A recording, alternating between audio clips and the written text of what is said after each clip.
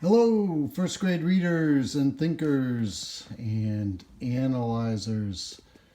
Today we're going to, in this video, be reading a little bit of fiction, a little bit of nonfiction.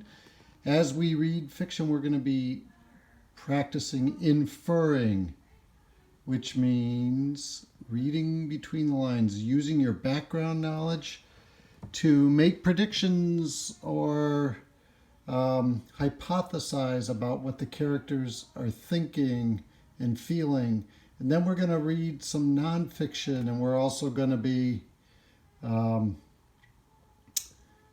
inferring details about the topic of our nonfiction story. So, last Friday during our daily meeting, you voted to read this book, which is another in the series of books about the Three Little Pigs. This is called Tell the Truth, B.B. Wolf. The author is Judy Sierra, and the illustrations are Giotto Siebold. Okay, B.B. Wolf. I wonder what B.B. stands for. The Big Bad Wolf.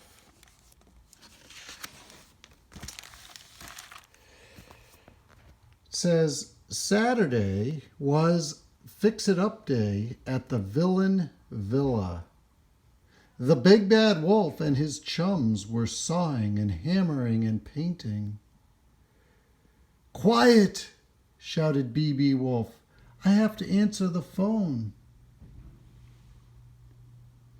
And his ringtone is, "Who's afraid of the Big Bad Wolf? The Big Bad Wolf, the Big Bad Wolf. Who's afraid of the Big Bad Wolf?" Who are some of the other villains? There's a witch, an alligator, a little guy, Frankenstein maybe? Or Hulk, I don't know. They're all villains at the Villain Villa. So, Big Bad Wolf answered the phone. He said, "Hello," said B.B. Wolf. "Sure, when? Today? Okay, bye."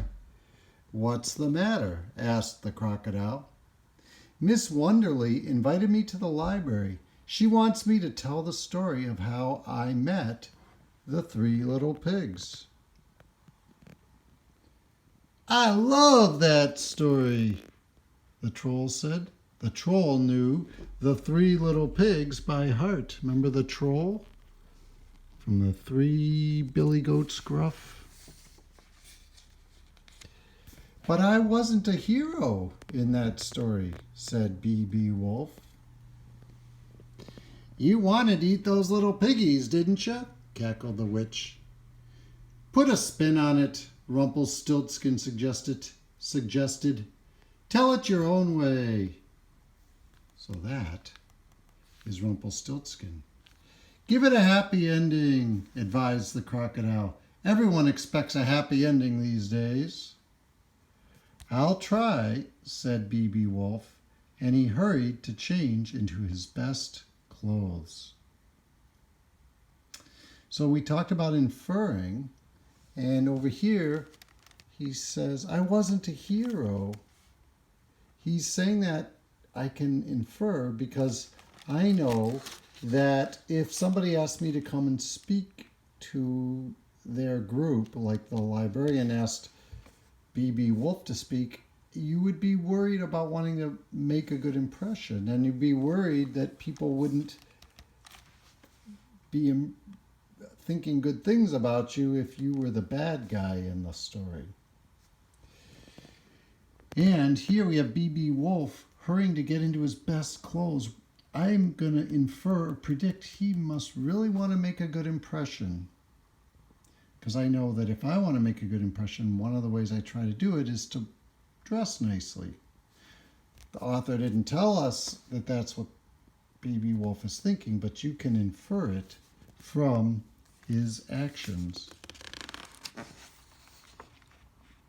So we've met several characters. We've met B.B. Wolf, the crocodile, Rumpelstiltskin, the witch, the troll, couple others. It looks like it's set in a town and near the Villain Villa. That's where it's happening. It looks like kind of the modern era with cars and trucks and tools and phones, cell phones even, that have ringtones. So it looks like it's set in the modern era. And we have a problem in this story, which is that B.B. Wolf wants to make a good impression. And he has to tell the story of how he met the three little pigs. Let's see how he handles this problem. At the library, Miss Wonderly led B.B. Wolf to a cozy chair in the story corner. B.B. Wolf started off with a song. It says, "Hard luck always follows me, and trouble is my middle name." He's about to sing that famous song. Who's that? When all of a sudden, look who else is here. Who are those guys? Who's that? Whoa, there's all kinds of people here. Who's that? Gingerbread Man, three little pigs,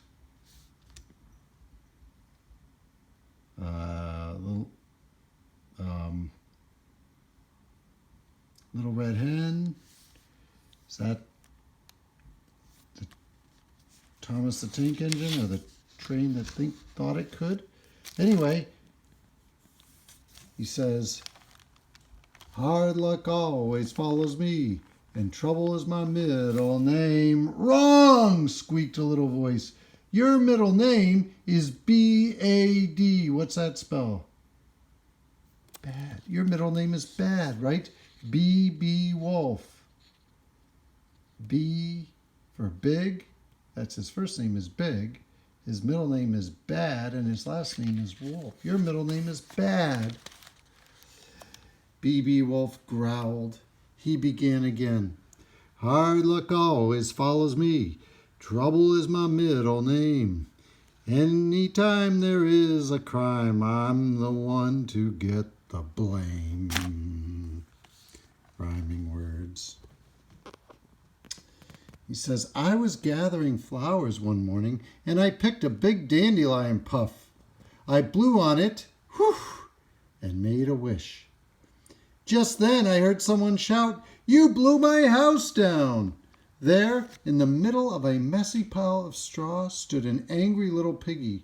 He started chasing me. That's another version of the story. He was just blowing a dandelion and it blew the house down. Tell the truth, B.B. Wolf, oinked someone in the back of the library.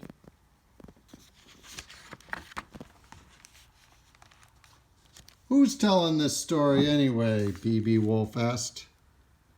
All of a sudden, I smelled smoke. I followed my nose and found another little piggy playing with matches next to a pile of sticks. The sticks were on fire, so I blew on them as hard as I could to put out the flames, you understand. Was that piggy grateful? No! He charged towards me.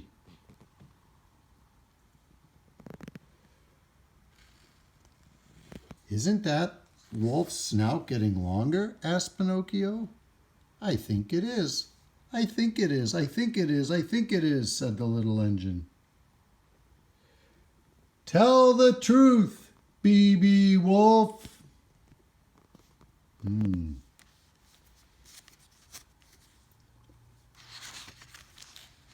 So, let's see. I'm going to give you a sneak peek. We're going to pause here before he tells the story of the third little pig, but I'll give you a sneak peek. And tomorrow when we read the story, we'll see how B.B. Wolf solves his problem of having to tell the story of how he met the three little pigs while making a good impression. Is he making a good impression so far? I would say no, because it doesn't seem like people believe him. I would infer when they say, "Tell the truth, B.B. Wolf," I would infer that they are not impressed with his story. And when Pinocchio says, "Isn't that wolf's snout getting longer?" I would infer that they think that he's not telling the truth. All right, so I'm going to put a nice pink sticky bookmark here, and tomorrow that's where we'll pick up.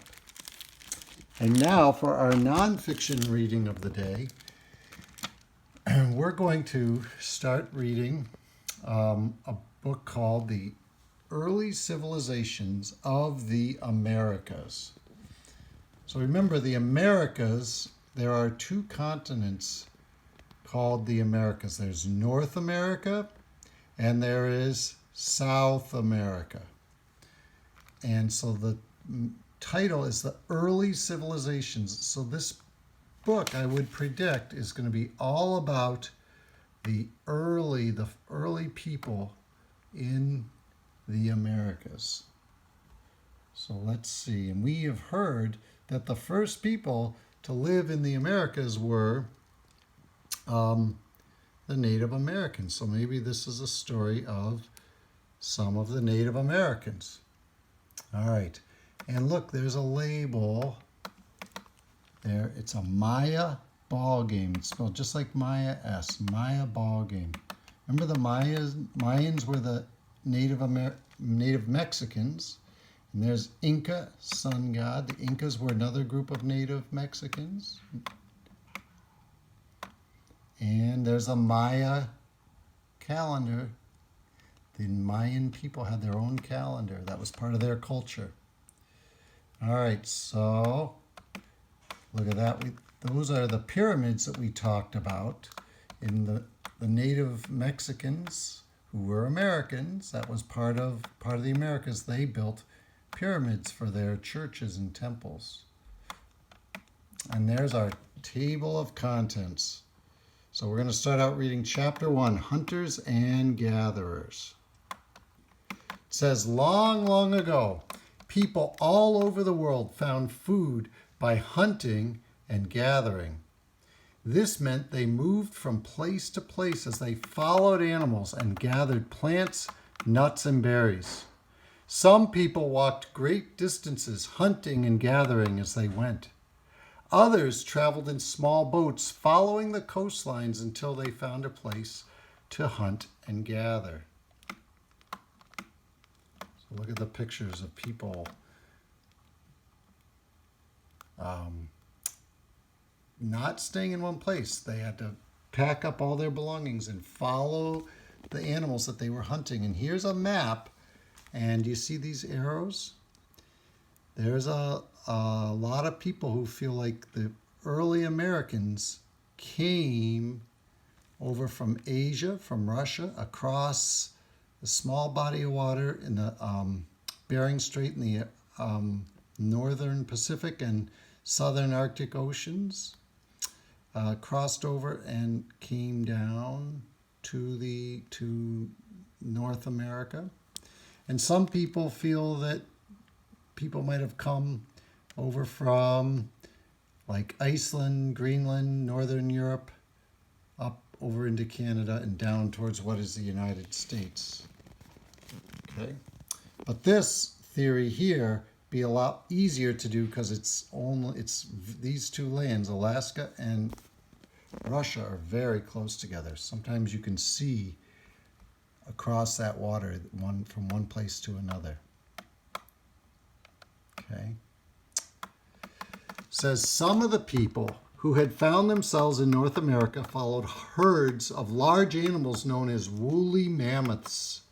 Woolly mammoths look like African elephants, although their ears were smaller and their tusks were longer.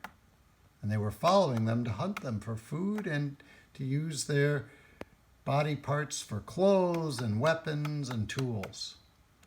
Animals such as woolly mammoths not only provided these people with food, they also gave them fur, skin, and bones that were used to make clothing, tools, and simple warm homes.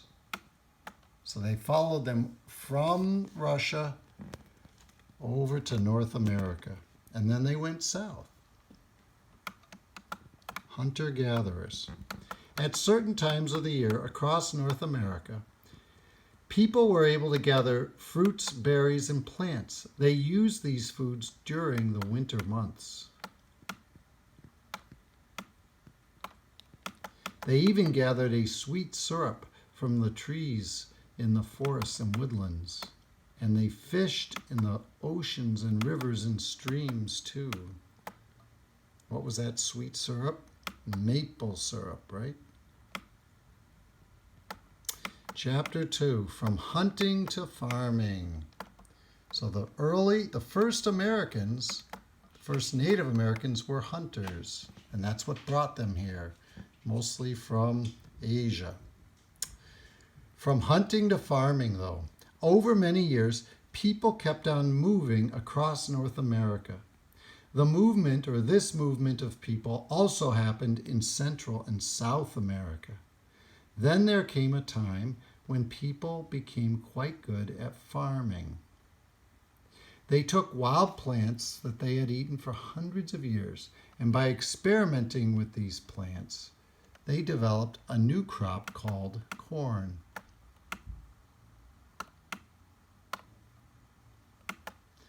So if you think about it, we've learned some details about how the first Native Americans came to North America. So you could say the cause and effect. The cause, they were chasing the woolly mammoths and other large animals.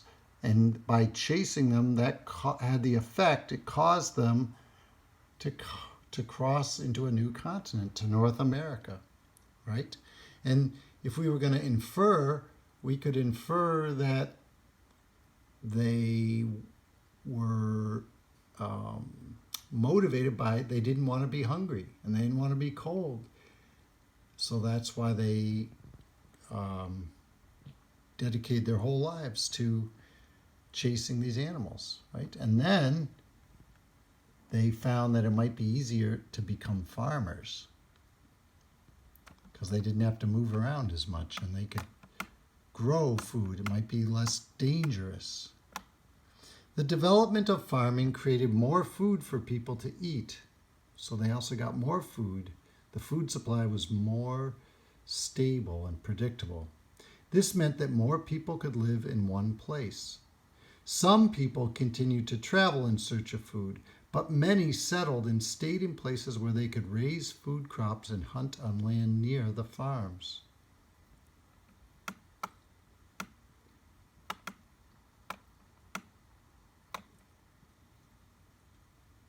Native Americans. Chapter 3, The Marvelous Maya. Spelled just, that's where Maya S's name comes from.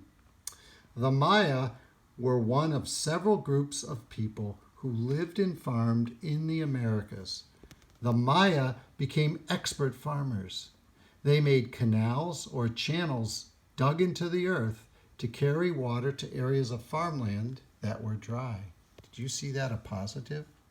They made canals, comma, or channels dug into the earth, comma, to carry water to areas of farmland where they were dry. Those words between the commas describe, or they tell more about the word canals. They say, what are canals? They are channels dug into the earth, and they dug them to carry water to areas of farmland that were dry. They farmed on mountainsides and in the forests. They hunted and fished too. So you can infer that because they were so good at coming up with things like canals, that allowed them to grow more food and become more comfortable and secure. So here's a map of the southern part of Mexico and then Central America, Nicaragua, Guatemala, Costa Rica, Honduras, El Salvador. And that, it says, is the land of the Maya Empire. They had an empire. They had land under their control, lots of it. There they are, farming. Successful farming led to the growth of a great Maya civilization. The Maya built great cities. The cities and their surrounding lands were ruled by kings and queens. Farmers grew the crops that fed the increasing Maya population. So, getting good at farming had the effect of allowing them to become a great empire. The Maya built pyramids that were used to worship their gods. They didn't believe in our God, the one God, the true God. They did not know about Jesus and God yet. They believed, they worshipped other gods. They were mistaken about that, but that's what they did. They believed that their gods controlled the world. For example, the Maya believed in a god of mountains and earthquakes, and a god of thunder, and a god of sky. Mayan priests were in charge of the many religious ceremonies that were part of everyday life. That's what a Maya priest would look like. So this is before Jesus, the time of Jesus. Maya priests were also doctors and astronomers. The astronomer priests carefully watched the movements of the stars. They learned about the movement of the sun and the changing of the season.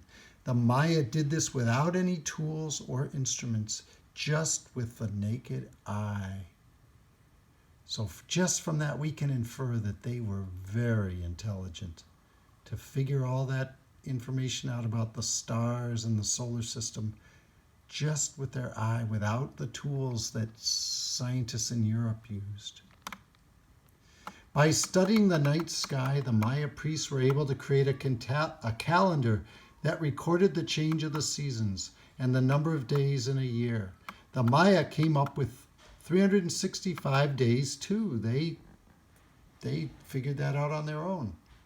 They figured out that it took that long to orbit the sun.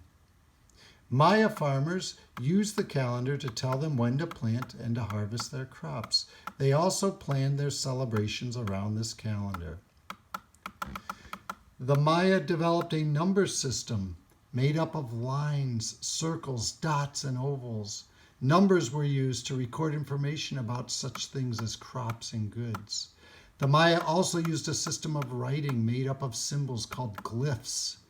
The sons and some daughters of important people learned to read and write. When they were older, some became scribes and wrote down important information on paper made from tree bark. They carved messages on stone walls and buildings. All right, I think we have one more page and then we'll stop there. So this is about the sports that the Maya people used to play. It says the Maya played a popular ball game. The game had a different name depending on where it was played. Almost every Maya city had a ball court as big as a modern football field. The ball used in this game was a heavy rubber ball. Players had to keep the ball in the air using only their knees, hips, shoulders, and forearms.